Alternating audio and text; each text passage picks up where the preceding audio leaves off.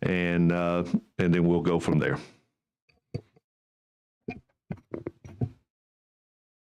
Senator Beasley, Senator Bell, Senator Livingston, Senator Price, Here. Senator Sessions, Here. Senator Stewart, Here. Senator Smitherman. Here. All right, so we do have a quorum, and so we'll get started.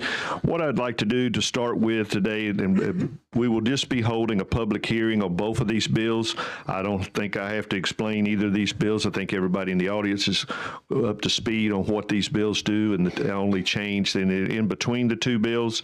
And I'm going to start by quickly calling on Senator Livingston. Senator Singleton is in a meeting here in the building and will be joining us here shortly.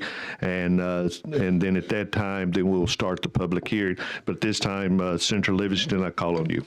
Thank you, Mr. Chairman. Is it okay if I work from here? Okay, good. I appreciate everybody coming today. There has been a lot of work in the off season and even in this season since we've been in Montgomery during session this year. And I do appreciate all of you working with us out there, trying to help us to resolve this. And I appreciate the chairman putting this on today in regards to having this public hearing and an explanation to explain the bill just a little bit. Like so many bills that come down here, this is a pretty simple little bill. Just has a lot of moving parts to it, and I think each and every one of you out there represent a different moving part. So, SB 194 deals with the ready-to-drinks or canned cocktails, pre-mixed spirits with such as rum and vodka, and it's with Mountain Dew, it's with Coca-Cola, and it's with many other flavors to come in the marketplace out there. All with low ABV content, alcohol by beverage, by volume content of less than 12.5 and 16-ounce cans or less. While RTDs are available in Alabama, they're not widely available, and this bill would allow the expansion of these ready-to-drinks into the convenience and grocery markets. There is a seemingly growing demand for this, wide consumer demand for this, and it seems to be growing more and more. It has a tax rate established at 98 cents per 12-ounce can, of which 65 cents goes to the general fund, 10 cents goes to ABC for regulatory, 15 cents is per can is split half and half between ALEA and ABC for enforcement. 8 cents goes to county municipalities. General tax, sales tax rate to do apply.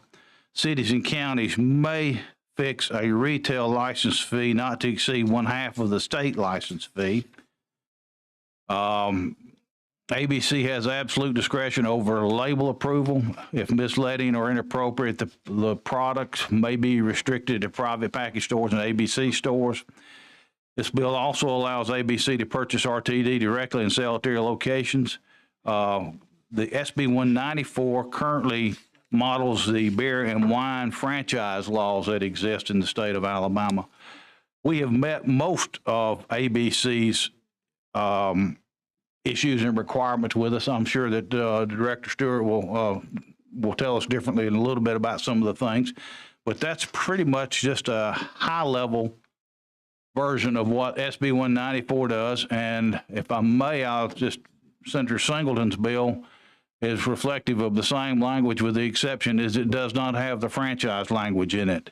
And I think those are basically the differences in that. So he's not here to speak for himself just yet. So with that, Mr. Chairman, I'll entertain questions, or we can move into the public hearing. Or thank you, Mr. Chairman. I just one of them is not off the thought of what you just said, but one of these statements is. I'm not against any counties getting taxes or anything like that, but we can't leave our cities out. I don't know what makes it so exclusive that the county should get it and cities doesn't. The city does, they do, they can. No, I'm talking about in this bill, there ain't no sense saying, I ain't talking about add on and half of this and license and that. I'm talking about right off the bat. We said that the county get 8 cents, didn't we? Municipalities and counties split the 8 cents. Okay, all right. I didn't hear that yes. part. I may not have said it that correctly. But that's one thing make me feel good. The other thing is this. I was involved in a meeting regarding this same issue back, I don't know if it was the fall or spring, but we wasn't in session. And I made a statement there, and I'm glad that the ABC man is coming up. And I hope he don't feel that he can't speak. He can't just answer me straight up without worrying about political repercussions. I don't know what that means, but I had to say it that way because I saw this as it relates to the ABC board as a power grab and a taking. Folks felt like they had the inside track of forcing them to do something. And at that time, ABC board was not in agreement with some of those things. And I said it at that meeting, I'm gonna say it now, and I've said it in front of y'all. I ain't interested in taking nothing like that from somebody like ABC board gonna make them do what these folks want. Now, I don't know what ABC board wants to do and don't want to do, and I have no interest.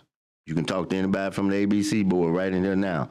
I haven't had one conversation with them about this, okay? So, but I don't have to have one to know, to see what's going on. All right? This ain't my first rodeo, you know, and I am not interested. I want everybody to know that up front. And no power grabs and muscling ABC to make them do something just simply because somebody else wants something. And they want their money. That's all of that. Just say what it is, and it's gonna take it from there, and you're gonna shift it over there. I don't want to do that. That's not right. So I want to make that clear to everyone that I am 100% against that. Thank you, Mr. Chairman. If that's the case. Thank you, Senator. Anything else, Senator Livingston, at this time? I'm sure I left something out, so Go ahead, Senator Sessions. Question for Senator Livingston before you continue. The 98 cents tax, yes, sir. is that per 12 ounces? That's per 12 ounces. What are these drinks being taxed at now? I honestly don't know. Well, They're maybe- being taxed at current alcohol rates, I believe, and I think Yeah, Director Stewart probably could answer think he that, can but answer I that was directly. just curious as to I don't think there's a particular special tax on it. I think it's based on the alcohol, on the alcohol. the way alcohol is dealt with now. Spirits is dealt with. Curious. Okay. Okay, thank you. At this time, what we will do, I'd like to call on Director Stewart, if he could come forward and speak. And Director Stewart, I think we had talked about as far as 5 minutes to go over. We appreciate the information that you and everyone else in the room has made available to this committee to where they've had time to study some of your concerns. And at this time, sir, I will hand the mic over to you, and we'll go from there. Thank you for being here today.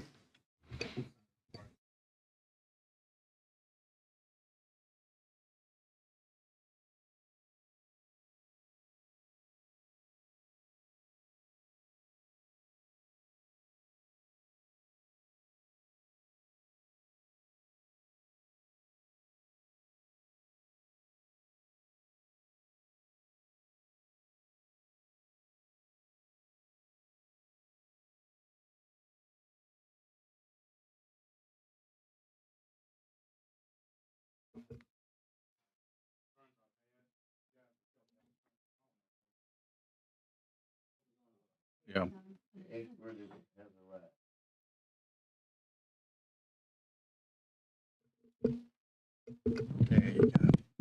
Thank you. Okay. I provided a handout. It's 4 sheets of paper stapled together. And the points I want to make are on the front page. Okay. And they're basically 3 points. The first point is that these products, because of their taste, because of their texture, because how they do when they're warmed up, they appeal to they appeal to a more novice group of drinkers. And that in and of itself is okay. But when you combine that with putting these products in a wider distribution network, that is, you put them in convenience stores, you put them in grocery stores. So instead of 700 private package stores and 160 ABC stores that they would be available in, there would potentially be another 7,000 outlets that these products will be available in. My concern about that is the alcohol by volume content is set at 12.5%. which is way too high for products that are going to be in convenience stores and grocery stores where people who are not 21 or people in there for other merchandise have access to them. And just as a comparison, what I was told when I first heard about this was that the proponents of this idea wanted to take products that are similar to beer that's readily available in grocery stores and convenience stores and put those similar products that are made with spirits in those same stores. Well, if you'll flip up just to look real quick, there's a list of beer brands in here. If you flip up a couple of pages, and you can see that the typical beer is 5%, 4.5%, 5.2%, not 12.5%. So at 12.5%, you are putting a product that's 3 times as strong or contains 3 times as much alcohol in a convenience store, which has no restriction on who can go in and who can buy products. So that's my first objection to this bill, that the alcohol content is too high. And as a result of that, what you're going to have is more drunk driving, more alcohol-related accidents on the roads. My second point about this is that Alabama is surrounded by 4 states. 2 of those states require that these products be distributed only in liquor stores, not in a wider distribution that this is talking about. The other 2 states limit the alcohol content to 6% in Florida, or 7.5% alcohol by volume in Mississippi. And Mississippi actually states it as alcohol by weight, but if you convert it, it works out to 7.5% by volume. So we will be adding essentially 2/3 more alcohol than Mississippi to the same products that we put out in the wider market. So why would we be the state out front leading to the bottom on this? Why, of all the contiguous states, we'd have more alcohol in our products in these markets, in these stores, than anyone else. And my third concern, which is at the bottom of that first page, is the money. Someone asked the question, how much tax, I believe, I couldn't quite hear it, but how much tax is currently being collected on these products? I tried to do a comparison, and if you look at the inside back of the sheets I handed you, there's a little comparison that has 3 columns on it.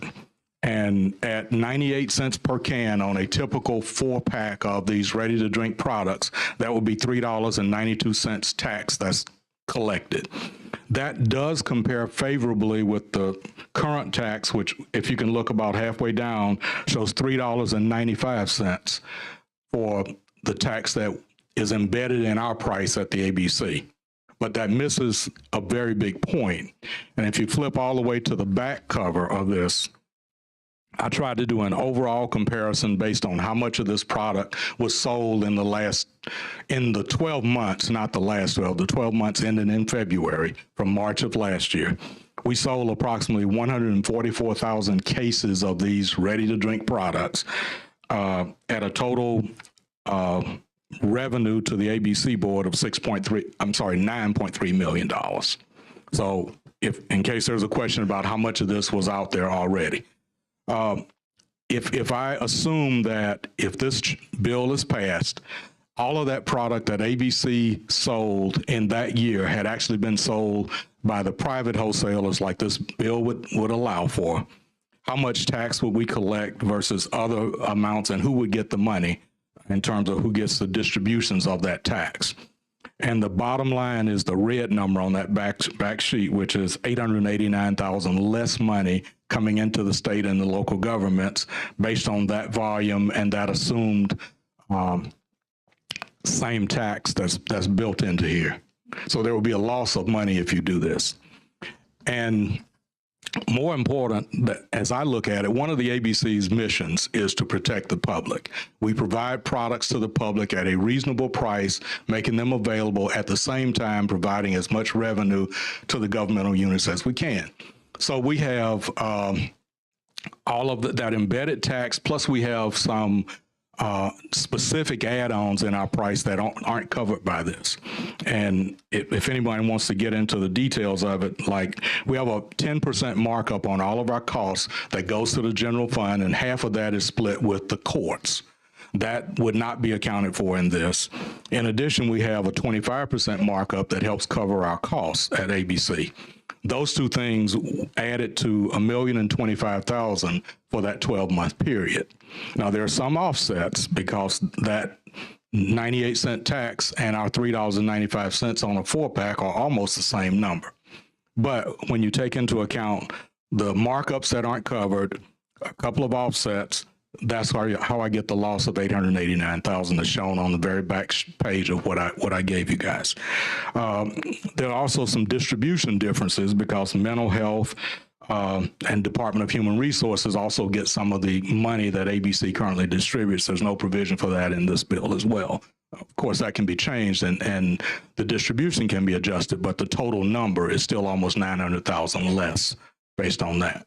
So if I were to summarize my comments, what this bill basically does is this bill allows a product that is 3 times as strong as a typical beer that a person might get in a convenience store on the way home from work. And we don't want people drinking a product, even though sometimes people do. But if they do, they don't need to be drinking a 12.5% alcohol product on the way home.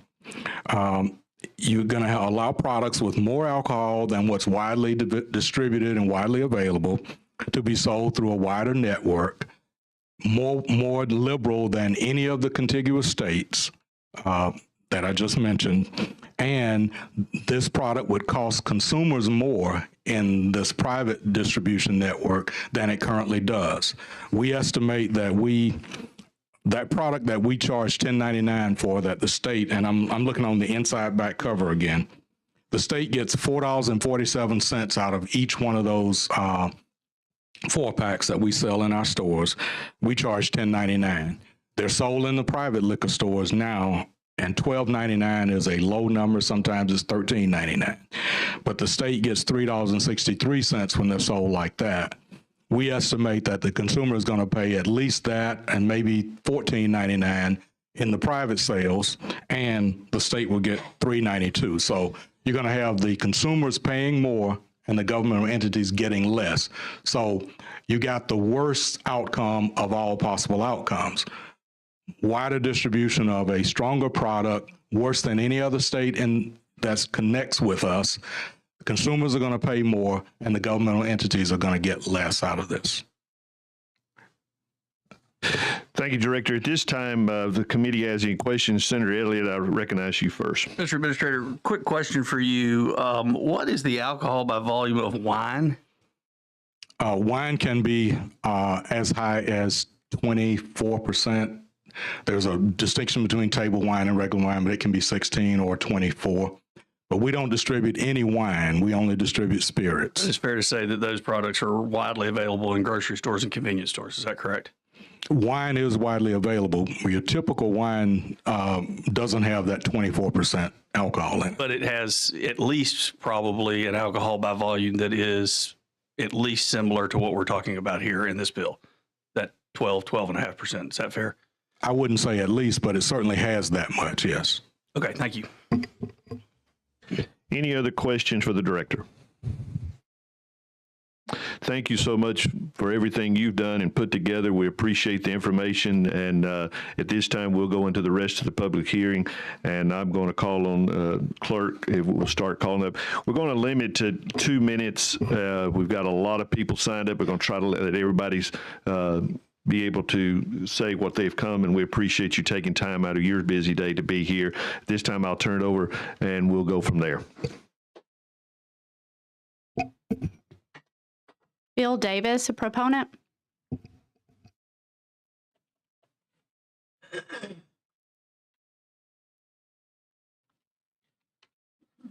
Thank you. Bill Davis. My family operates under A&R Supermarkets in Central Alabama. We've got a couple of banners. Food Outlet is one, and then Save More Associated Foods. And we are hearing from customers, not all of them. Why can't y'all sell these ready-to-drink products when we already sell some of the malt and wine-based products that are very similar? They taste very similar. They have comparable alcohol by volume when you look at the wine. The products have become more popular there. I know the states contiguous to us do sell a whole lot more because of the convenience factor of being able to buy it in a grocery store. We need to keep up with the times. While the variety of ready-to-drink products has greatly increased consumer choice, the consumer spirits-based products can only be purchased at the ABC stores, and it is, again, one of the fastest growing. And oftentimes it's, I'm told, out of stock at the ABC stores. We're members of the Alabama Grocers Association, and we support both Senate Bill 194 and 321. And we do remain neutral on the difference between the two bills, where franchise language is a distinguishing factor. Y'all don't have any questions? Thank you for your time today. Next. Opponent, Joe Godfrey. Well, most of you remember me from working with ALCAP when I retired last year, but today I'm representing another factor, another organization. When I left ALCAP, which we opposed alcohol expansion for a lot of reasons, and my successor, Greg Davis, will explain some of those, but I became a board member for Brother Brian Mission in downtown Birmingham. And I'm going to tell you, I'm now seeing the back end of all of this alcohol and expansion that we've been experiencing over the last several years here at the State House. I'm seeing lives that are destroyed and families that are destroyed, homes that are destroyed because of the alcohol expansion. And many of those that are trying to rebuild their lives at Brother Brian Mission started out drinking as young people. And that's what this particular product is going to be marketed toward. You talked about the wine, but I don't see young people going in wanting to buy a bottle of wine, but they will go in and buy a canned soft drink, and they might not even realize that it's got alcohol. If they do, they might say, well, people will just think I'm drinking a Coke. And so they are going to be ordering this, and it's going to impact their lives from now on. And you talk about lost revenue from the sales tax. When these people's lives and homes are destroyed, they're not tax-paying citizens any longer. And so you're going to start losing the income revenue in the state from those people whose lives are negatively impacted by alcohol expansion. So I'm pleading with you on behalf of those that are trying to rebuild their lives at Brother Brian Mission, don't keep making it easy and convenient for young people to get a hold of these alcoholic beverages that are very potent compared to the other things that they have access to already. Thank you. Thank you so much. Glenn Wilkins, proponent.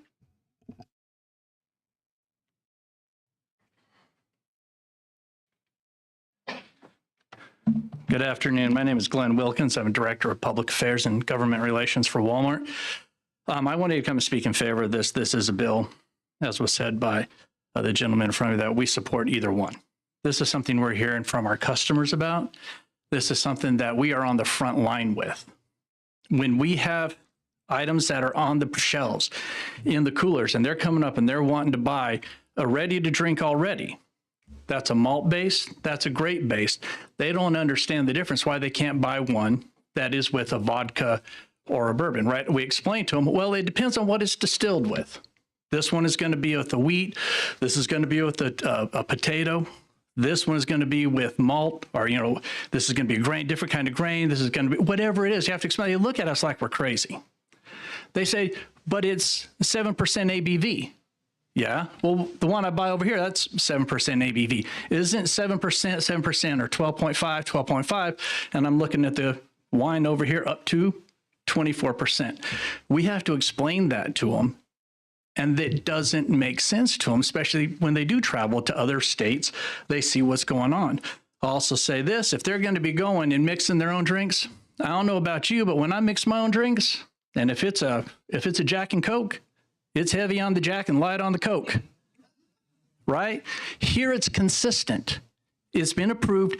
Every single can is the same. There's a lot of the generations too lazy to go and mix their own drink. Maybe that's what we're looking at here, right? There is a way to control it. There is a safer way to do that. Again, we are on the front line. We're fine with either one, either bill that goes through. We definitely want to have the conversation. We've had conversations with this, right? We've got two different sides, arguing franchise, arguing contracts. We've sat down, really good conversations. I've learned more about this than I ever thought I'd learn. All right. But when I walk out of that meeting, and my friends will tell you, I told them this as well. I said, I feel like a kid who's, as a retailer, I feel like a kid whose mom and dad are in a fight. I got to get to baseball practice. And they're so busy fighting, I'm going to be late.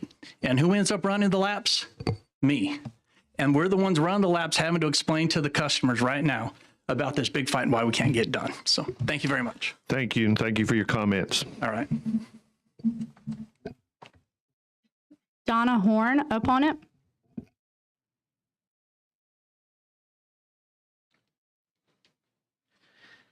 Thank you for this opportunity and for the work that y'all have done on this bill. I know that Senator Livingston has put a lot of time and effort into it, and we appreciate that. I am against this bill because I've been in the a beer distributor for over 45 years. And in the last several years, we have had so many changes. We've increased the size of the can. We've increased the content of the alcohol. We've made concessions for brew pubs and things like that.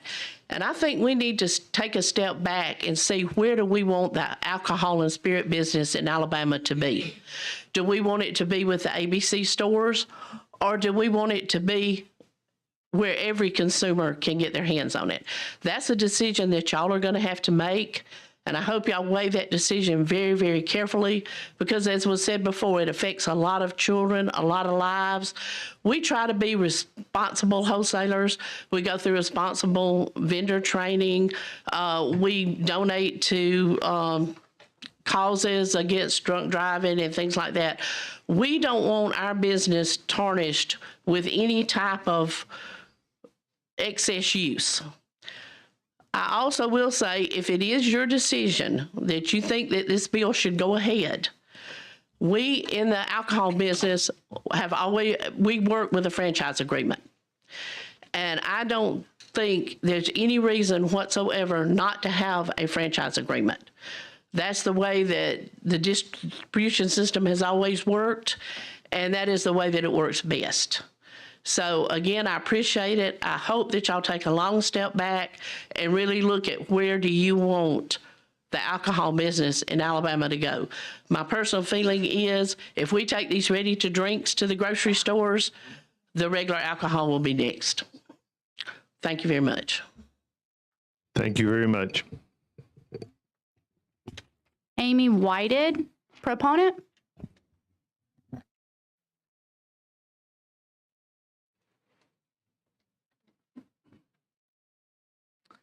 Thank you so much. My name is Amy Whited, and I'm speaking in favor of Senate Bill 194.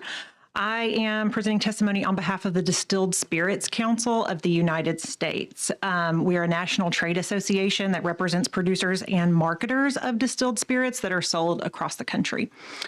And Senate Bill 194 would allow, as you all heard, the spirits-based, low ABV, ready-to-drink cocktails to be sold where similar beer and wine products are already sold, and expand consumer access, again, to those low ABV products. We see that this is a common sense bill that allows these very popular products to be sold where similar beer and wine products are sold. And currently, mixed spirit beverages are only sold in the ABC stores. And even though they contain really equal or sometimes less alcohol. So to give, an example to, contrast some of the things that you all have heard, you've heard of White Claw products. Those things can be sold in a convenience store, in a grocery store, and often contain between 5 and 8, depending on ABV, alcohol by volume. But a product like a High Noon, which is a distilled vodka product, contains 4.5% alcohol by volume. And those products cannot be sold in a convenience store in Alabama right now. So really what our association is in favor of is just providing that level playing field. As others have said, alcohol is alcohol, whether it is, distilled from grain or sugar or where that comes from. It's really, looking at that alcohol by volume number. That's why we use that. And it's that amount that you consume, not really where that is fermented from. So we're supportive of the bill, and thank you for the opportunity. Thank you for being with us today. John Cutter, opponent.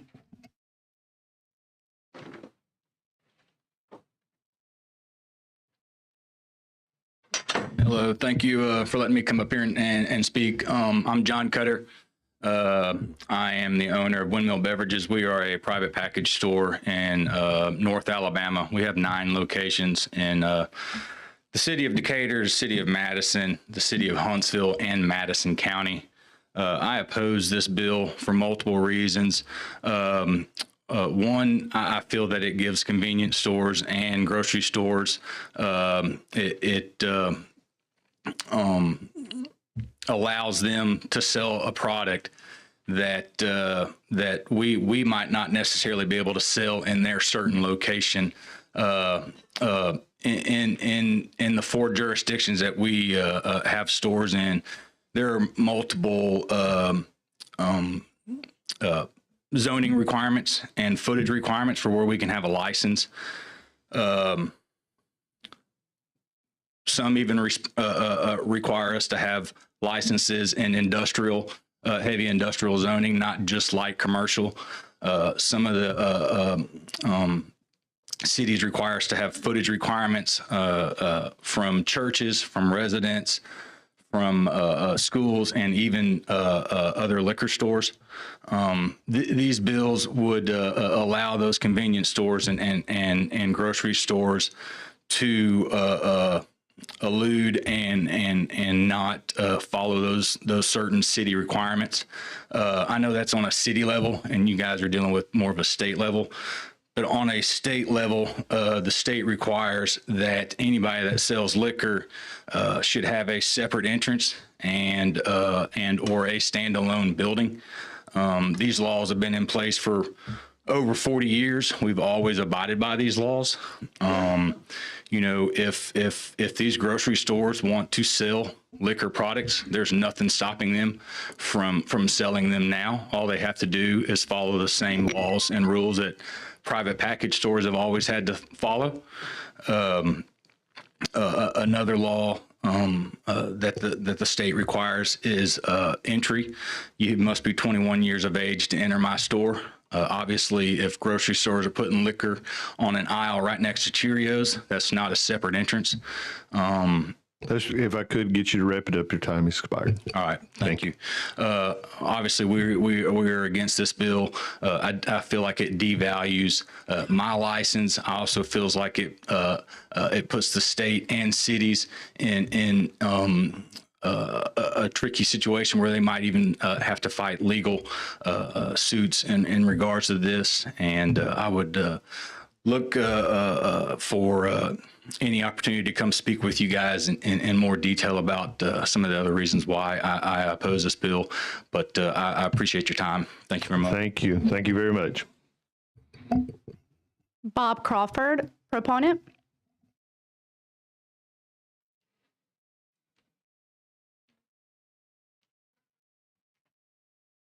Hi, my name's Bob Crawford. I'm with United Johnson Brothers of Alabama. We've got a distribution company here, and we're in Huntsville, Birmingham, Montgomery, and Mobile. We service all 67 counties, and we currently are a broker, so we deal with spirits. We also deal with wine, beer, and non-alcs. So we have a pretty big gamut. I think I'd like to thank the committee for hearing us, and I'd also like to thank Senator Livingston.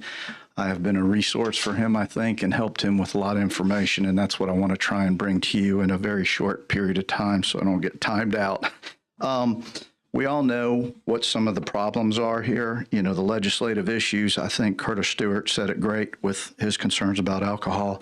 I think you're going to hear from other people talking about franchise versus non-franchise versus contracts. I think we talked a little bit about taxes. But what I'd like to take my time and talk about 3 things are: one is the way that it's currently being done today, and then what other states are doing that we might want to look at or you may want to consider. as to what they're doing with this issue and what they're dealing with. So first off, I want to talk about the alcohol system. We use a 3-tier system. It's very easy. You can only be in one of those tiers. You're either a producer, a distributor, or you're a retailer. And you can only be in one of those tiers. So that's pretty important. And it was brought in after Prohibition, and it's basically means that you can only operate in one, and it tries to keep it very organized. And the other thing that's currently available that I think you guys need to know about is franchising, because it's going to come up. All 50 states currently have, including DC, have beer franchise laws. And these beer franchise laws set up terms between the brewer and the wholesaler agreement. And sometimes there's things that trump the contracts that we have with those people. So you're going to hear conversation about franchise and contracts. We as a distributor currently have contracts with all of our suppliers, and we also have franchising. As I said, all 50 states are franchised for beer, and there's 20 states that are franchised for wine. I can give you the list if you want, but to save time, you'll just have to trust me.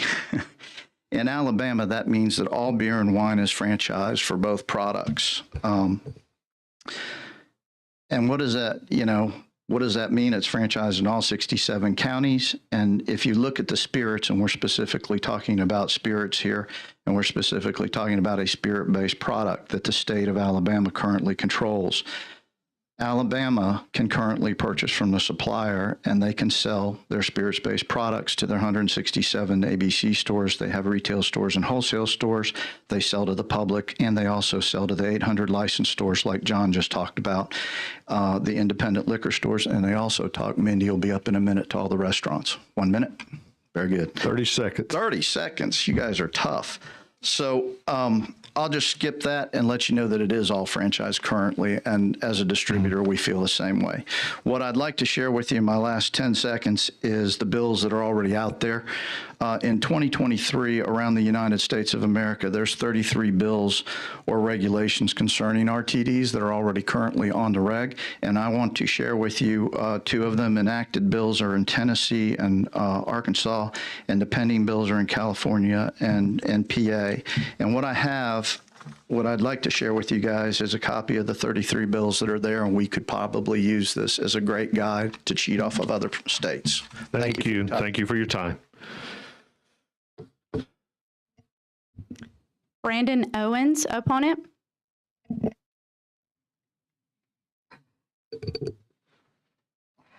Thank you, Mr. Chairman and committee. I represent the bars and package stores in the state of Alabama. Not all of them, obviously, but a good portion of them.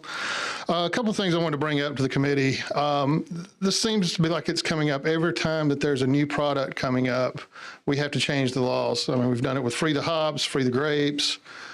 We did it with seltzer a couple of years ago, and then we've changed these laws, and then all of a sudden these products don't become popular anymore. I mean, craft beer is no longer as popular as it was, but we've already changed the law here, so we're already changing things up. Same thing with wine, and seltzer is probably the most common thing. Seltzer got changed a couple of years ago, and it's already way down as it was in comparison to earlier. So the reason I say that is so we can slow down a little bit. We need to take our time when we look at bills like this, because we don't know what the market's going to do. Right now, this is a popular product.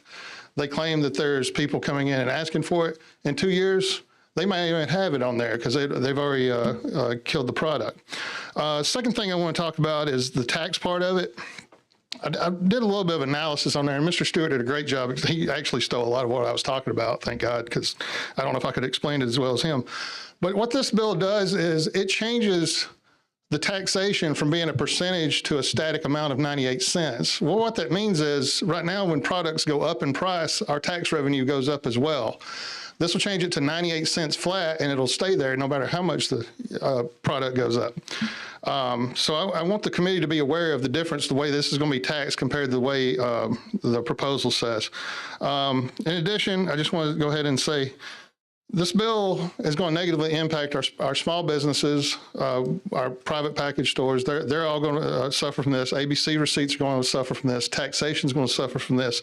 And we've already heard the customer is going to be suffering from this. So who's going to benefit from a bill like this? It's not going to be anybody in the state of Alabama. We've already heard from several people from out of state that want this. Most of our in-state people, they're fine with it. We've never had anybody come in and say they can't find the product anywhere. They've been able to find it directly. I guess my time is up. Thank you. Thank you. Thank you for honoring the time. Louis Maisel, proponent.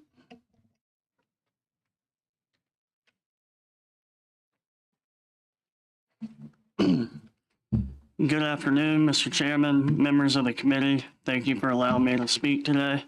My name is Louis Maisel. I'm the vice president and third generation of my family business, Gulf Distributing. My grandmother, Frida Maisel, purchased a small little beer wholesaler in 1973 and became the first woman in the country to be a woman owner in the beer wholesaler industry. At that time, we just distributed 3 brands in Mobile County. My grandmother went on to grow Gulf for over a decade until my father took over, Elliot Maisel, and is our current chairman and CEO. Gulf Distributing, 50 years later, now employs over 900 Alabamians. We service every county in the state of Alabama from our 4 main warehouses in Huntsville, Birmingham, Montgomery, and Mobile. We represent over 200 national, regional, and local brewers and beverage manufacturers. And each day we deliver these products in a safe and efficient manner to every retail establishment in the state that holds a beer license. We work hand in glove with our ABC board to ensure safety in the marketplace, and along with other beer and wine wholesalers, our industry collects and remits millions of dollars to the state in excise tax each year. On behalf of Gulf Distributing, my family and our employees support Senator Livingston's bill, SB 194, which maintains the status quo for alcohol regulation for these new canned spirit-based products. Currently, the Alabama legislature has extended franchise protection to every single drop of beer and wine that enters the state through a wholesaler. We simply ask that the same laws apply to these pre-mixed spirit-based products. Alabama's alcohol laws are a proven system that serve the consumer well, providing choice and variety, as well as supporting public health and safety. So in conclusion, thank you, Senator Livingston, for his hard work on this issue and for bringing forward a common sense bill that maintains a regulated alcohol marketplace in Alabama, as we have for beer and wine. Alabama consumers are eager to have this product readily available, and we want to be a part of the solution to get these products in their hands safely and efficiently. Thank you. Thank you, and thank you for being with us today. Greg Davis, opponent. All right, thank you, Mr. Chairman. Committee, won't take just a moment. Of course, I represent churches from all across the state of Alabama, over 3,500. Senator Livingston, I love what you said. This is a simple bill. It really is. It's about money, as most things are. I'm really not concerned with that angle of it. Whether it's a franchise, contract, I'm just concerned about the lives that are affected. This is really simple. What we're doing is we're making it more attractive for more people to get drunk quicker. I mean, that's the bottom line. If you take the money out of it, that's what we're doing to the people. I don't know what good comes of that. We all see Dr. Godfrey talked about, and we all have organizations in our communities who serve those who are suffering. We're putting money in this to try to help people who suffer because of it, making it easy for more people, and in particular younger people, to be attracted to a product like this, to be drunk quicker. I don't know what good comes from that. The men and women that I represent from the churches across the state truly are on the front lines. These pastors, they're often walking the halls with me here. They do the funerals that these kind of products cause. They deal with the families who have to help break the news that Dad's not going to live with us anymore because he comes home drunk most nights. These are the people that I represent, and we think this is a move in the wrong direction. I mean, how far do we go with this? How far will money take us? How far will getting our piece of the pie take us on this? At some point, we have to say, hey, there's enough availability. These products are there. They can be gotten, and say enough's enough. Let's hold it up right there. we've got enough out there, and it's available enough. So thank you. Thank you, Greg. Cooper Trent, proponent.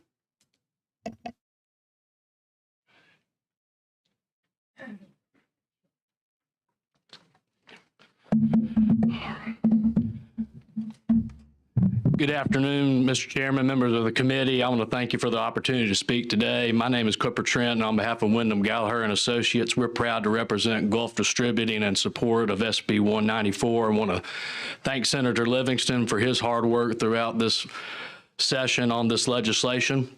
We're at the tail end of this session and school's about to be out. But before we go, I wanted to have one more show and tell and get us in the spirit before we head into the summer. However, I've been advised by the chairman that we're not going to consume the show and tell today. So you've got two products in front of you, both White Claw, and the lighter can is a malt-based White Claw. This is in every convenience store, grocery store, restaurant, and bar. It's a malt-based, just like beer. It's 4.5% alcohol by volume. As it's been discussed, beer is allowed to go up to 13.9%. This has franchise protection. The silver can, this is a RTD White Claw. It can currently only be sold through the state store. Again, same alcohol content, 4.5%. At the end of the day, our ask is these products be treated with the same protections of the law as both wine and beer. As the legislature has done with both wine and beer, the structure of regulation of the alcohol industry is necessary to maintain a healthy competition in the alcohol industry, to promote a sound, stable, and viable three-tier system of alcohol to the public, and to promote public health, safety, and welfare. Today, there's no barrier for someone to go get an alcohol license to distribute wine and beer other than paying a fee and a background check. Franchise protection is not a detriment. It gives Alabama businesses the protection and the significant investments that they make in their people and their products. We're going to keep working on a solution, and I appreciate your support today. Thank you so much. Thank you, sir. Appreciate it. Bo Taylor, opponent.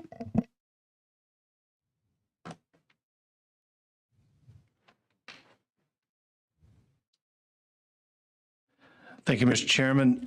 To the committee members, thank you for the time this afternoon. I'm Bo Taylor. I'm the Senior Vice President for our Central Region and Operational Transformation for Coca-Cola United. In this state of Alabama, this great state of Alabama, we have 17 warehouses and over 3,400 associates. We're proudly a privately held company, and we've been in business for over 120 years.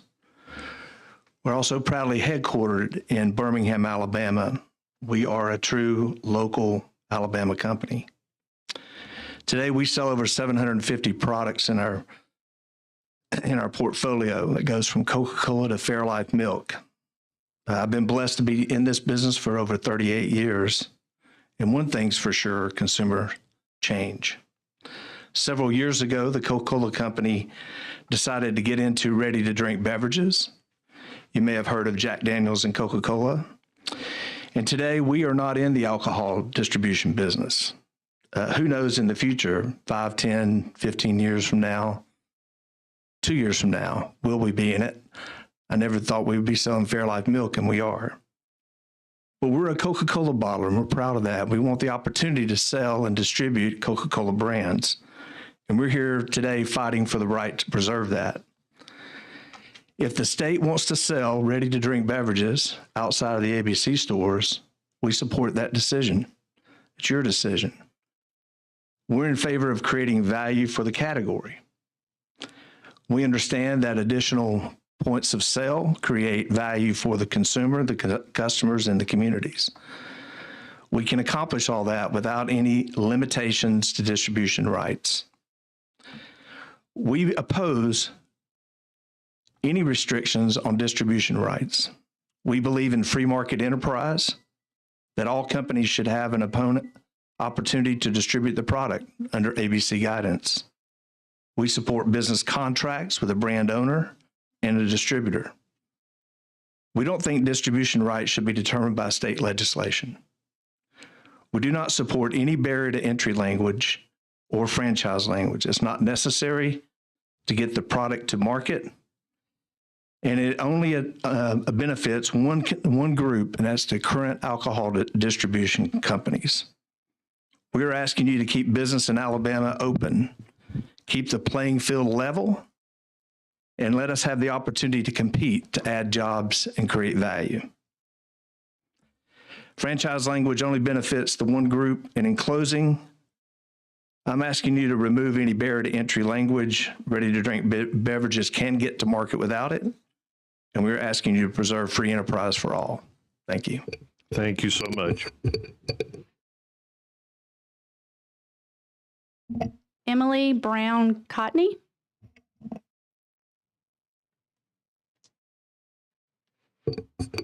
And you'll be our last. I think I'm the shortest one, too. Well, see, thanks for being here. I had a sore throat this weekend, so you'll excuse me if it gets a little weak.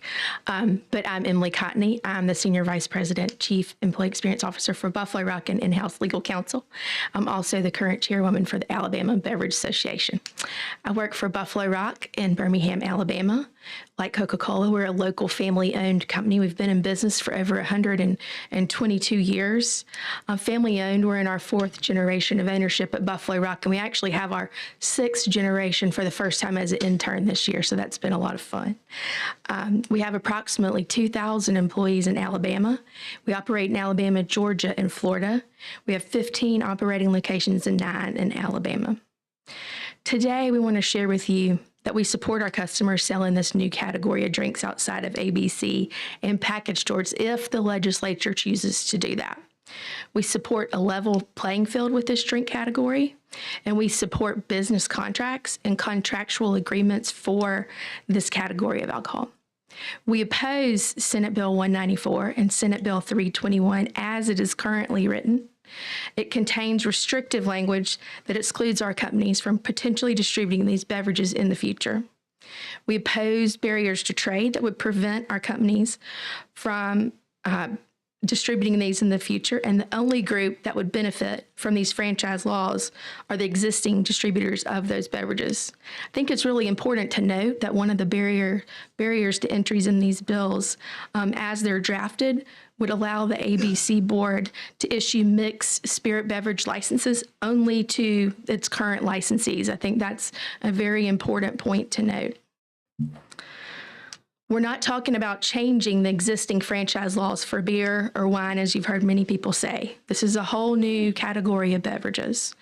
We would like to preserve the current 3-tier system as it is, and we're not trying to change that. We would fully comply with all current and applicable laws as they exist at the ABC board today. Like I said, the only group to benefit from the franchise laws are the existing distributors. We know for a fact that in other states, mixed spirit beverages can and are distributed through business contracts. So we're asking for you to preserve free enterprise for the consumers, the customers, the communities, and the state of Alabama. Thanks for your time. Thank you for being with us. Okay, thanks for everybody today for taking time and coming to Montgomery and be with us at this time real quickly. Senator Livingston, if you got anything that you want to close with. I have, thank you, Mr. Stewart. I'd like to make a couple of closing comments, if you don't mind, Mr. Chairman.